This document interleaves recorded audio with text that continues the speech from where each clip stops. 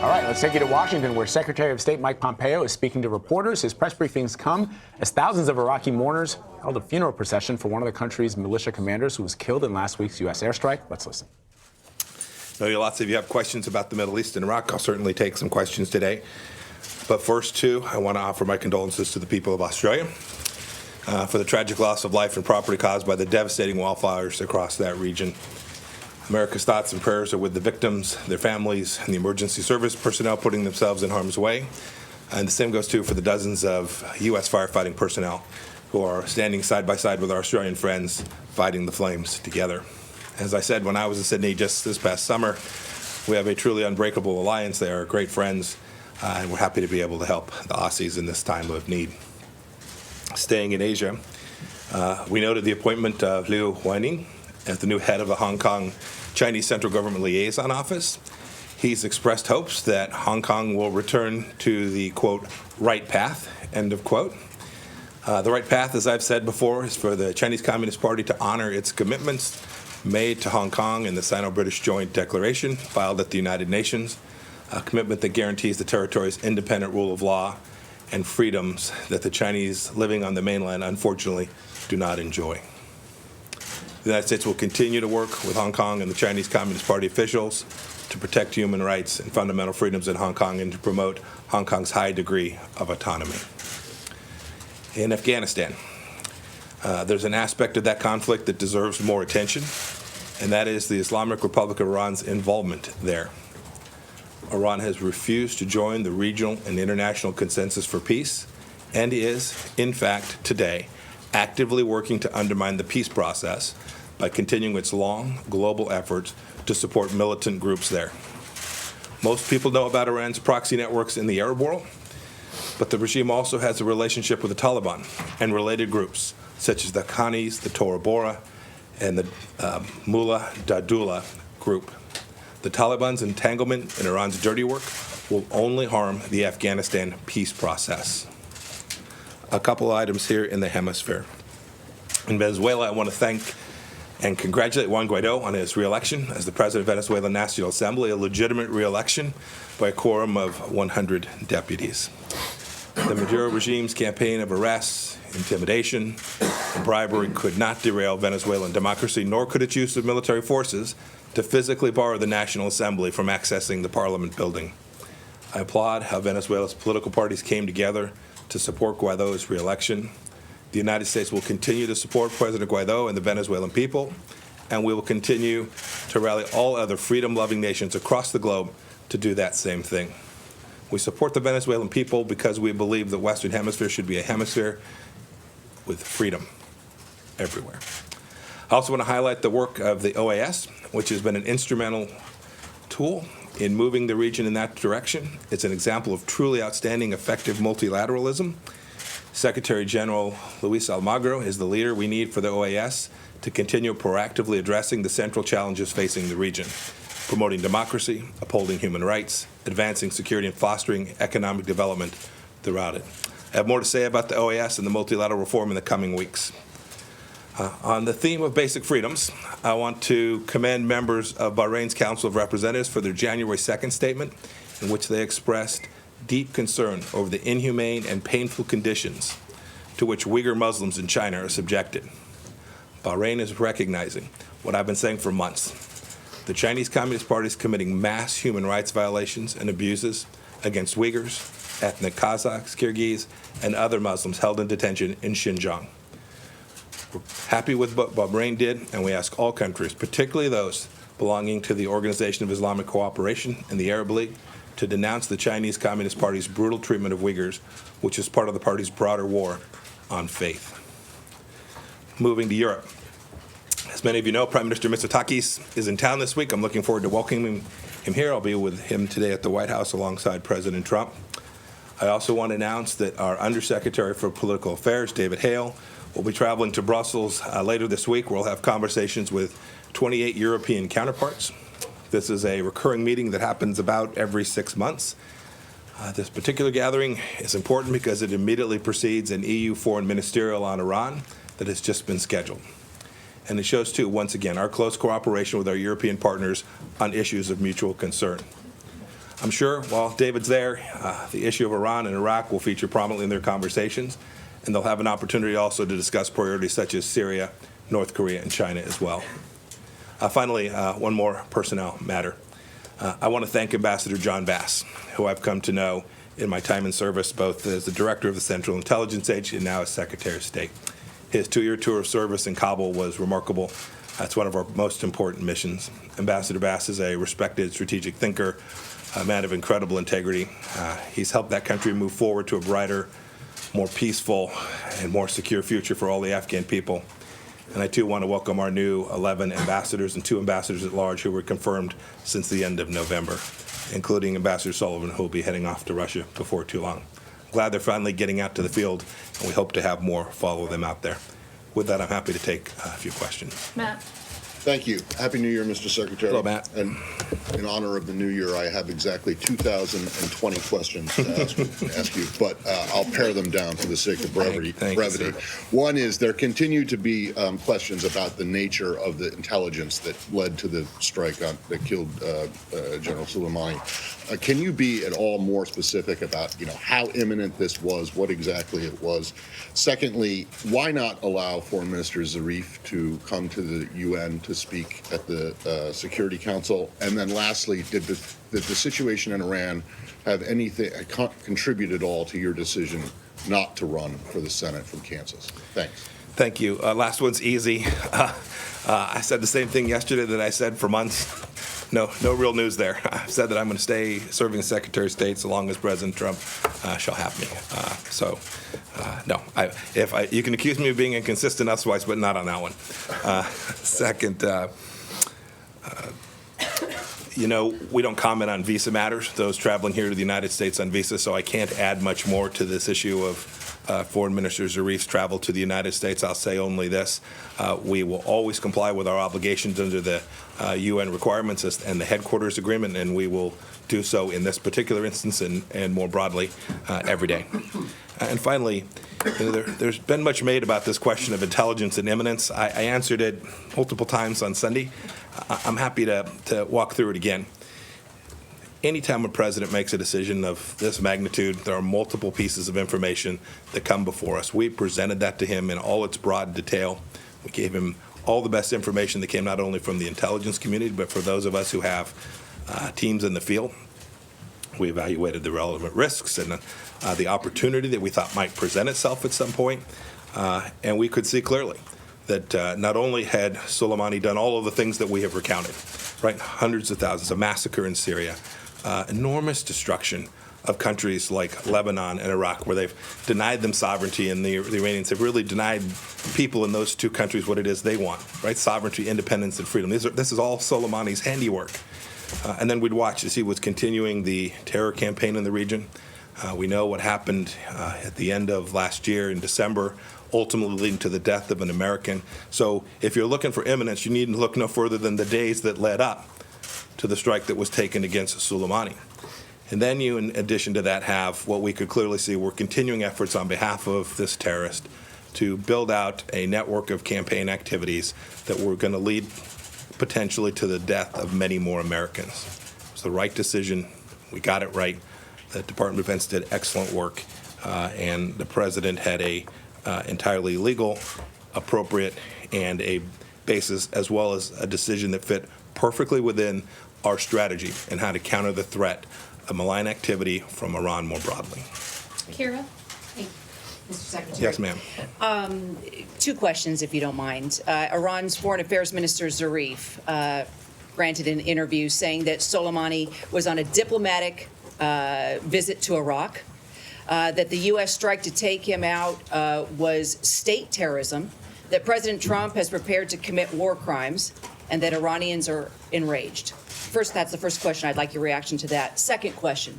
President Trump has indicated that Iran's cultural sites could be targeted. Is that true?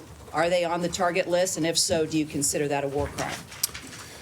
So, let's see. So, Zarif's statement. His first statement that is Soleimani was traveling to Baghdad on a diplomatic mission. Anybody here believe that?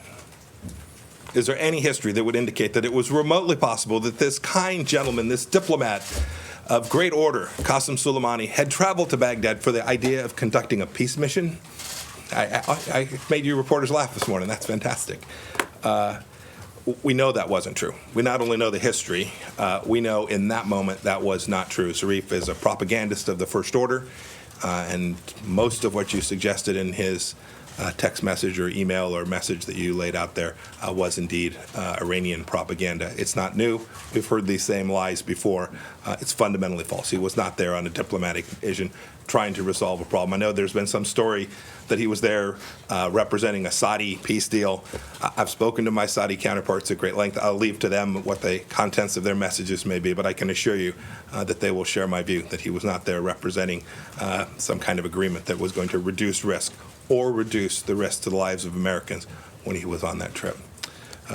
Your last piece was about cultural sites. I said on Sunday, I will reiterate it again.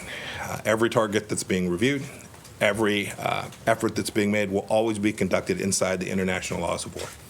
Seen it. I've worked on this project, and I'm very confident of that. David Brensham? Thank you. Mr. Yes, sir. Secretary, it's an election year, and you're now facing two nuclear-related crises with Iran and North Korea.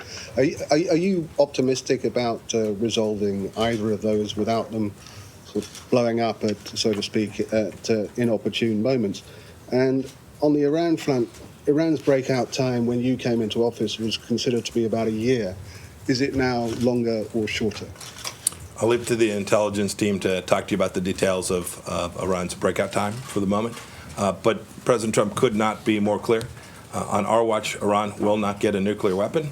And as we came into office, Iran was on a pathway that had been provided by the nuclear deal, which clearly gave them the opportunity to have those nuclear weapons. We won't let that happen. As for the first question, which was more broadly, what President Trump laid out in his national security strategy with respect to both North Korea and Iran is the plan that we have executed, the strategy that we have executed for this past 3 years.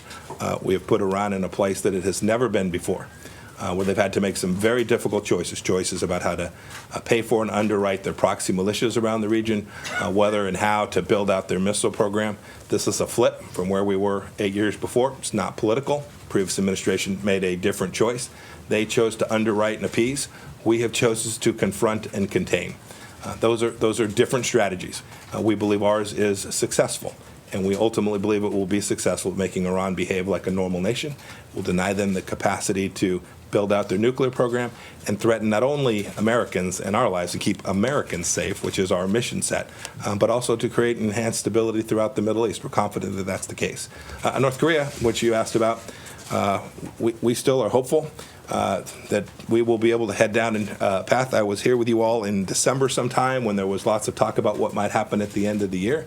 We've not seen that yet. We still remain engaged and hopeful that we can have a conversation about how to get the denuclearization that Chairman Kim promised to President Trump back in 2018. Take one more. Okay, James? Thank you very much, Mr. Secretary. Two quick things here on the Soleimani strike. Since the Trump administration withdrew the United States from the Iran nuclear deal, about 2 years ago or so, the Trump administration has said repeatedly that it is pursuing against Iran a maximum pressure campaign. First question, the Soleimani operation, was that part of the maximum pressure campaign? Do you have a second one?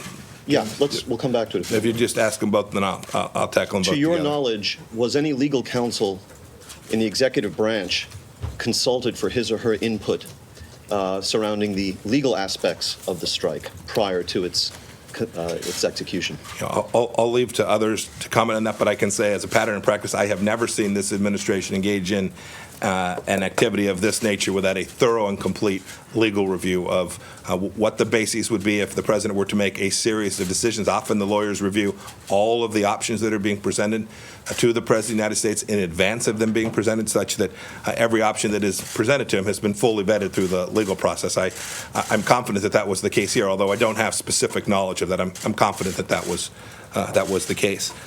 Second, you asked about the scope of the strategy and the maximum pressure campaign that we've had in place. It has a diplomatic component, it has had an economic component, and it has had a military component. And what you have seen over the course of these past May 2018, when we withdrew from the Iran nuclear deal, you've seen us execute that with enormous vigor and energy. You've seen it diplomatically. We've built out coalitions around the region with the Israelis, with the Gulf states, on certain files, on the missile file and on the terror file with our European partners as well, not just the E3. Go back and look from May of last year. Go look at the statement that was made in Warsaw, a united statement centering the instability in the Middle East on the Islamic Republic of Iran. We've got a coalition now in the Straits of Hormuz. We've diplomatically isolated the Iranian regime. Second, economically, we've all seen the sanctions put in place. It's now over some 1,000 sanctions. We've watched the regime struggle to figure out how it was they were going to make it through 2020. They've got a budget that will fall short by a significant amount in 2020 as a direct result of the pressure that we've put on the regime. And then you saw over not just this past week, but over the last year, you've seen our security component to this. You've seen us reinforce allies in the region by ensuring that the Emirates and the Saudis and all of the others were prepared for what might happen if Iran decided to make choices that were bad for the Iranian people. And then you saw more tactically, just these last few days, the president's response when the Iranians made a bad decision to kill an American. We hope they won't make another bad decision just like that one. Clear. The Soleimani strike was part of the administration's maximum pressure campaign, and going forward, the Iranians should understand, as they develop their calculus, that similar actions, such as the Soleimani strike, could well continue to be a feature of this maximum pressure campaign. I think the president's been unambiguous in his both the remarks he made down in Florida as well as the tweets that he's put out about the seriousness with which we take this, the risk attendant that we are deeply aware of, and the preparations we've made to prevent those risks, as well as our determination that in the event the Iranians make another bad choice, that President will respond in a way that he did last week, which was decisive, serious, and messaged Iran about the constraints that we are going to place on that regime so that it doesn't continue to put American lives at risk. At the end, our Iran policy is about protecting and defending the homeland and securing American lives. I know that the efforts that we have taken, not only last week with the strike against Soleimani, but the strategy that we've employed